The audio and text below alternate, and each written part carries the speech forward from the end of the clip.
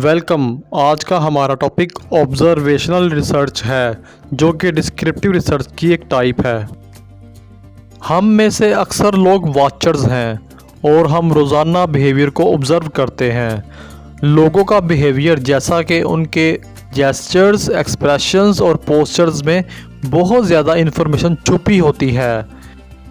किसी भी शख्स का बिहेवियर बहुत ज़्यादा क्यूज़ यानी सिग्नल्स फ्राहम करता है, जिनको हम क्विकली रिकॉग्नाइज कर लेते हैं।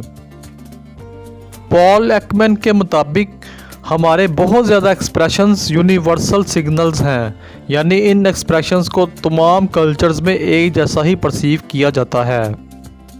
साइंटिस्ट भी बिहेवियर को जानने के लिए ऑब्जर्वेशन का इस्तेमाल करते हैं, लेकिन रोज़मर्रा ज़िंदगी में आम लोगों की ऑब्जर्वेशन और साइंटिस्ट की ऑब्जर्वेशन में बहुत ज़्यादा डिफरेंस होता है। मिसाल के तौर पर जब हम कैजुअल ऑब्जर्वेशंस करते हैं तो हम उन फैक्टर से बेखबर होते हैं जो कि ऑब्जर्वेशंस को बाइस बना देते हैं, यानी हम ऑब्जर्वेशंस को रिकॉर्ड नहीं करते और इस सिलसिले में हम अपनी मेमोरी पर डिपेंड करते हैं। Skills for scientific observational research: number 1 critical thinking, number 2 training, number 3 practice, number 4 classifying, number 5 predicting, number 6 and last one is communicating. Scientific observations should be systematic. Effective observations के लिए उनका systematic यानी plan होना बहुत ज़रूरी है। हमें ये आइडिया होना चाहिए कि हम क्या चीज़ तलाश कर रहे हैं।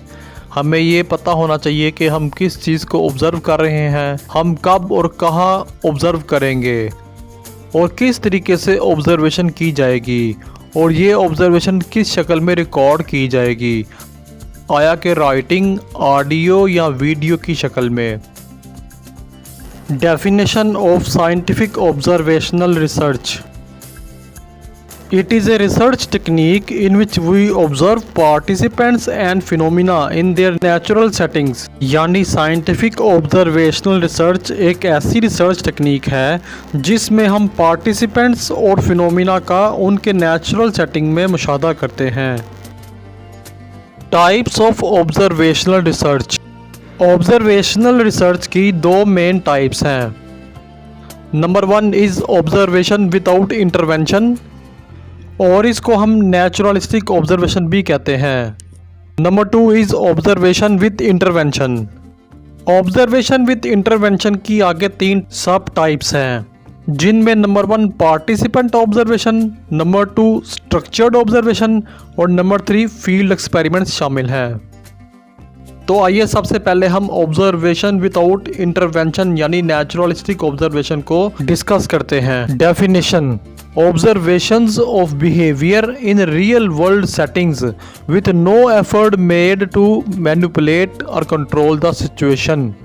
यानी नेचुरलिस्टिक ऑब्जर्वेशन में बिहेवियर की रियल वर्ल्ड सेटिंग में ऑब्जर्वेशन की जाती है और इस ऑब्जर्वेशन में सिचुएशन को मैनिपुलेट या कंट्रोल करने की कोशिश नहीं की जाती। दूसरे अल्फाज में इस ऑब्जर्वेशन में इंटरवेंशन नहीं की जाती। नेचुरलिस्टिक ऑब्जर्वेशन अक्सर हमें वो इंसाइट यानी अंडरस्टैंडिंग मुहैया करती है जो कि हम लेबॉर्ट्री के ज़रिए हासिल नहीं कर सकते। मसलन जब हम किसी बिहेवियर या फिनोमिना का मुताला लेबॉर्ट्री में नहीं कर सकते तो तब हम नेचुरलिस्टिक ऑब्जर्वेशन का इस्तेमाल करते हैं। मिसाल के तौर पर यूनाइटेड स्टेट्स में जब एक स्टडी में लोगों से पूछा गया कि आया कि वो टॉयलेट फैसिलिटेट्स के बाद हैंड वॉशिंग करते हैं, तो 95% लोगों ने इसका हाँ में जवाब दिया। लेकिन जब पूरे यूनाइटेड स्टेट्स में 7,836 पब्लिक रेस्टोरेंट्स में नेचुरलिस्टिक ऑब्जर्वेशन की गई तो हकीकत में 67% लोगों ने हैंड वॉशिंग की। Where do psychologist perform naturalistic observation? Psychologist naturalistic observation का इस्तेमाल मुख्तलिफ जगहों पर करते हैं, जिनमें sports events, work settings, malls, classrooms, animal behaviour etcetera. Advantages of naturalistic observation: naturalistic observation में ऑब्जर्वर एक्सपेरिमेंट्स की बजाय लेस आर्टिफिशियल कंडीशन में बिहेवियर को ऑब्जर्व करता है। नेचुरलिस्टिक मेथड के ज़रिए ऑब्जर्वर एनिमल बिहेवियर का भी मुशाहदा कर सकता है। जैसा कि 1990 में जेम्स गोडाल ने चिंपैंजीज़ की फैमिलीज़ और उनकी सोशल लाइफ को ऑब्ज़र्व करने के लिए ऑब्जर्वेशनल मेथड का इस्तेमाल किया। अब हम ऑब्जर्वेशनल रिसर्च की second type observation with intervention की बात करते हैं। साइकोलॉजिकल रिसर्च में ज़्यादातर इस मेथड का इस्तेमाल किया जाता है। Types of observation with intervention. Number 1 is participant observation, number 2 structured observation, number 3 field experiments. तो सबसे पहले हम पार्टिसिपेंट ऑब्जर्वेशन की बात कर लेते हैं। Definition: In participant observation, researchers not only observes the research participants but also actively engages in the activities of research participants। यानी पार्टिसिपेंट ऑब्जर्वेशन में ऑब्जर्वर्स ना सिर्फ रिसर्च पार्टिसिपेंट्स को ऑब्जर्व करते हैं बल्कि ऑब्जर्वर्स इसके साथ साथ रिसर्च पार्टिसिपेंट्स की एक्टिविटीज़ में हिस्सा भी लेते हैं। दूसरे अल्फाज में पार्टिसिपेंट ऑब्जर्वेशन में ऑब्जर्वर डुअल रोल प्ले करते हैं, यानी ऑब्जर्वर्स पार्टिसिपेंट्स बिहेवियर को ऑब्जर्व करने के साथ साथ उन सिचुएशंस में भी एक्टिवली शामिल होते हैं जिनको वो ऑब्जर्व कर रहे होते हैं। Types of participant observation. Participant observation की आगे दो टाइप्स हैं, जिनमें नंबर 1 अनडिस्गाइज्ड ऑब्जर्वेशन और नंबर 2 डिस्गाइज्ड ऑब्जर्वेशन शामिल है। अनडिस्गाइज्ड ऑब्जर्वेशन। अनडिस्गाइज्ड ऑब्जर्वेशन में जिन पार्टिसिपेंट्स के बिहेवियर का मुशाहदा किया जा रहा होता है वो इस बात से बाखबर होते हैं कि ऑब्जर्वर उनके बिहेवियर के मुतालिक इन्फॉर्मेशन को कलेक्ट करने की गर्ज से उनके दरमियान मौजूद होता है। Disguised observation. डिस्गाइज्ड ऑब्जर्वेशन में जिन पार्टिसिपेंट्स को ऑब्जर्व किया जा रहा होता है वो ये नहीं जानते कि उनको ऑब्जर्व किया जा रहा है, और इस मेथड को ज़्यादातर एंथ्रोपोलॉजिस्ट इस्तेमाल करते हैं जो कि आम तौर पर कल्चर और ग्रुप्स का मुताला करते हैं। Advantages of participant observation. Participant observation के ज़रिए ऑब्जर्वर और पार्टिसिपेंट्स दोनों एक जैसी सिचुएशन को एक ही टाइम में एक्सपीरियंस करते हैं, और ये एक्सपीरियंस ऑब्जर्वर को लोगों या ग्रुप्स के बारे में अहम मालूमात फराहम करता है। Number 2, participant observation qualitative research की एक फेमस टेक्निक है, और इसमें जिस ग्रुप के बिहेवियर का मुताला किया जाता है उसकी डिस्क्रिप्शन नैरेटिव एनालिसिस के ज़रिए की जाती है। Structured observation. Structured observation observation with intervention की सेकंड टाइप है। इस मेथड को आमतौर पर कंट्रोल्ड ऑब्जर्वेशन भी कहा जाता है, और इस मेथड में रिसर्च को आमतौर पर लेबॉर्ट्री में परफॉर्म किया जाता है। स्ट्रक्चर्ड ऑब्जर्वेशन को उन बिहेवियर्स को रिकॉर्ड करने के लिए इस्तेमाल किया जाता है जिनको नेचुरलिस्टिक सेटिंग में रिकॉर्ड करना मुश्किल होता है, और इस मेथड को ज़्यादातर क्लिनिकल और डेवलपमेंटल साइकोलॉजिस्ट इस्तेमाल करते हैं। इस मेथड में ऑब्जर्वर्स पार्टिसिपेंट्स के साथ बराह रास्त शामिल हुए बगैर डाटा इकट्ठा करते हैं और पार्टिसिपेंट्स को कुछ फासले से ऑब्जर्व किया जाता है, और इस मेथड में डाटा कलेक्शन वेल डिफाइंड और प्रोसीजरल वे के जरिए की जाती है, और आम तौर पर डाटा कलेक्शन के लिए कोडिंग मेथड का इस्तेमाल किया जाता है, और कोडिंग पहले से तयशुदा उन मखसूस बिहेवियर्स या एक्शंस के लिए इस्तेमाल की जाती है जिनमें रिसर्चर्स इंटरेस्टेड होते हैं।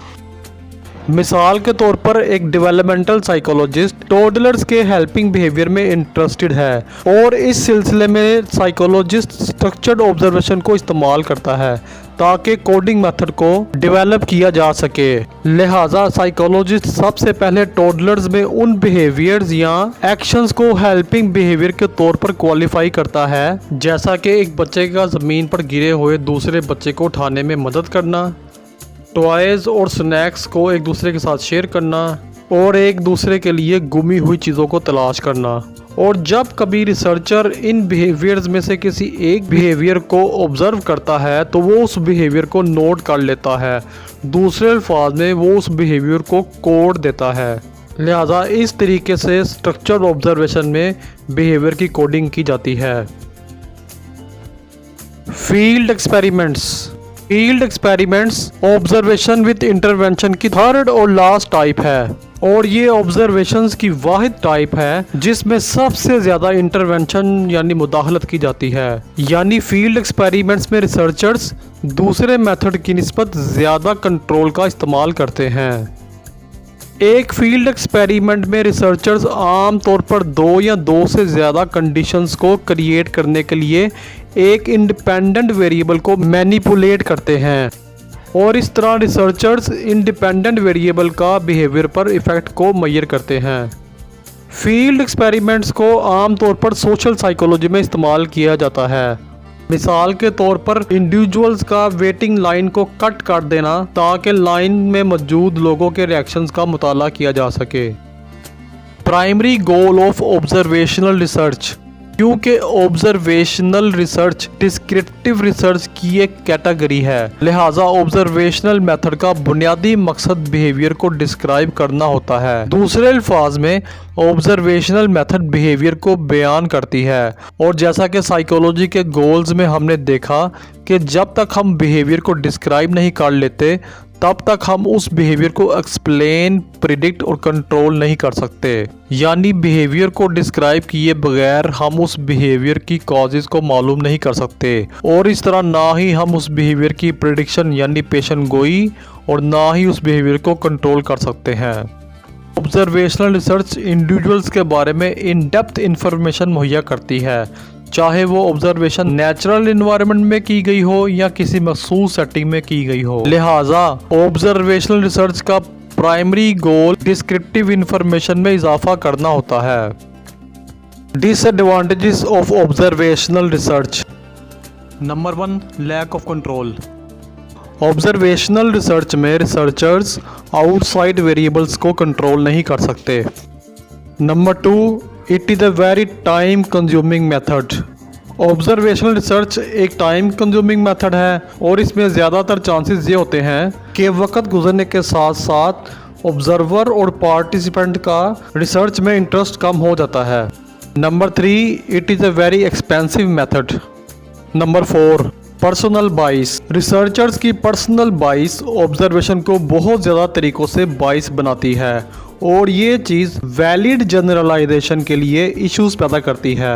ऑब्जर्वर मखसूस इवेंट्स के ठीक या गलत होने के बारे में अपनी एक इनसाइट यानी अंडरस्टैंडिंग रखता है और ऑब्जर्वर के माइंड में किसी खास इवेंट के बारे में पेश की तसव्वुरात होते हैं जो कि रिसर्च ऑब्जर्वेशन को ख़तरे में डाल देती है। Number 5, past life remain unknown. Observation method के ज़रिए ऑब्जर्वर्स पार्टिसिपेंट्स की पास्ट लाइफ के बारे में नहीं जान सकते और ऑब्जर्वर्स को इस सिलसिले में उन डॉक्यूमेंट्स पर इन्हिसार करना पड़ता है जो कि हमेशा इनएक्यूरेट होते हैं। Number 6, reactivity. जब किसी रिसर्च में रिसर्च पार्टिसिपेंट्स ऑब्जर्वर की मौजूदगी में अपने बिहेवियर को तब्दील कर लेते हैं तो इस प्रोसेस को रिएक्टिविटी कहते हैं और ऑब्जर्वेशनल रिसर्च में रिएक्टिविटी एक मेजर प्रॉब्लम है। Number 7, difficulty in precise statistical analysis. Observational data को न्यूमेरिकल डाटा में ट्रांसलेट करना मुश्किल होता है और ये चीज़ प्रिसाइज स्टैटिस्टिकल एनालिसिस में रुकावट का बाइस बनती है।